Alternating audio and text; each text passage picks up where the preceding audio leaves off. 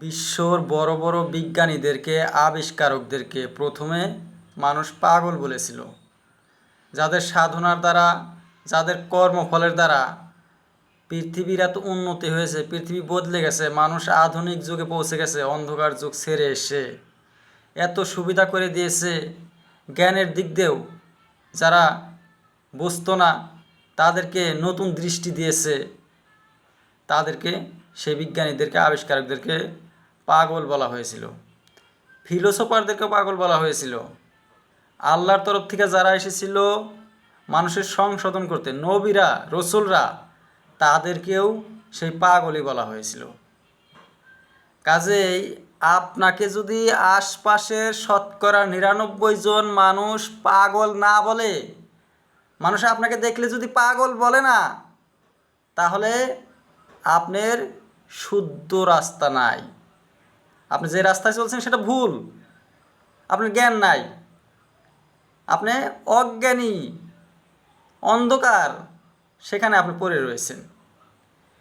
স্বামী বিবেকানন্দ বলেছিল, আপনি সারা দিনের মধ্যে যদি কোনো সমস্যার সম্মুখীন না হচ্ছেন, তাহলে আপনি ভুল পথে এসেছেন।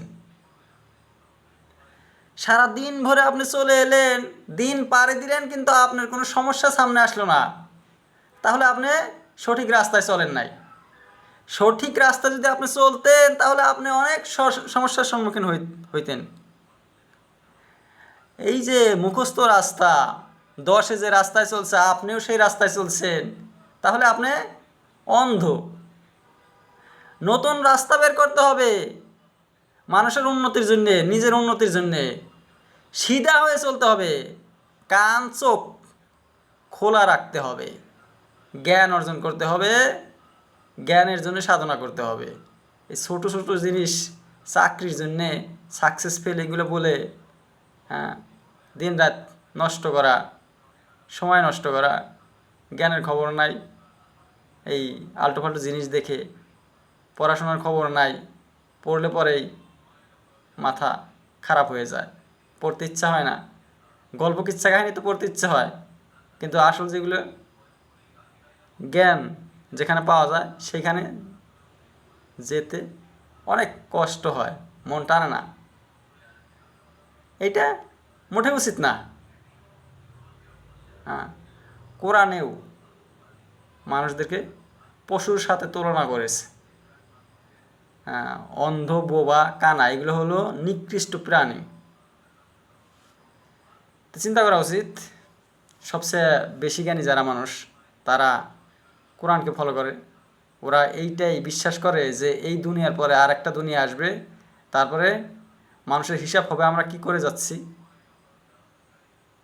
তারপরে আমাদেরকে যদি আল্লাহ তাআলা মাফ না করে, তাহলে আমাদেরকে সেই জাহান্নাম, আগুন, অনেক ভয়ঙ্কর আগুন, সেখানে সীমাহীন সময় জ্বলতে হবে। জ্ঞানী লোকরা আল্লাহর ভয় করে। অজ্ঞানীরা অহংকার করে, কারণ তারা মনে করে তারা অনেক কিছু জানে। যেগুলো জানে না, ওগুলা পৃথিবীতে নাই ওনাদের কাছে। যেমন আমেরিকা,